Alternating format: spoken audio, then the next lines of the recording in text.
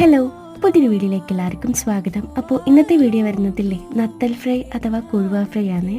ഞാൻ ഈ ചെയ്യുന്ന പോലെയാണോ നിങ്ങളും ചെയ്യുന്നതെന്നുള്ളത് ജസ്റ്റ് ഒന്ന് കമൻറ്റ് ചെയ്യുക. ഇങ്ങനെ ചെയ്ത് നോക്കിയിട്ടില്ലാത്തവരാണെന്നുണ്ടെങ്കിലും ഒരു പ്രാവശ്യമെങ്കിലും ഇങ്ങനെ കൂടി ഒന്ന് ട്രൈ ചെയ്ത് നോക്കാം കേട്ടോ. അപ്പോൾ ഞാൻ ചെയ്യുന്നത് ഇങ്ങനെ കുത്തിപ്പൊടിച്ച് അതിനെ നല്ല ഫ്രൈ നല്ലോണം മുരിയിച്ചിട്ടാണ് എടുക്കുന്നത്. എന്നാൽ നമ്മൾ നോർമൽ യൂസ് ചെയ്യുന്നതിനെക്കാട്ടിൽ വളരെ കുറച്ച് വെളിച്ചെണ്ണ മാത്രമേ ഇതിന് ആവശ്യമായിട്ട് വരുന്നുള്ളൂ. ആദ്യം തന്നെ മസാലയ്ക്ക് വേണ്ടി മുളക് പൊടി, മഞ്ഞൾപ്പൊടി, കുരുമുളക്, പെരിഞ്ചീരകം, ഗരം മസാല, ഉപ്പ്, ലേശം വെളിച്ചെണ്ണയും അതുപോലെ വിനാഗിരിയും കൂടി ചേർത്തതിന് ശേഷം നമ്മുടെ നത്തലിനെ നല്ലോണം തേച്ച് പിടിപ്പിച്ച് കുറച്ച് സമയം ഒന്ന് മാരിനേറ്റ് ആവാൻ വേണ്ടിയിട്ട് വെക്കുക.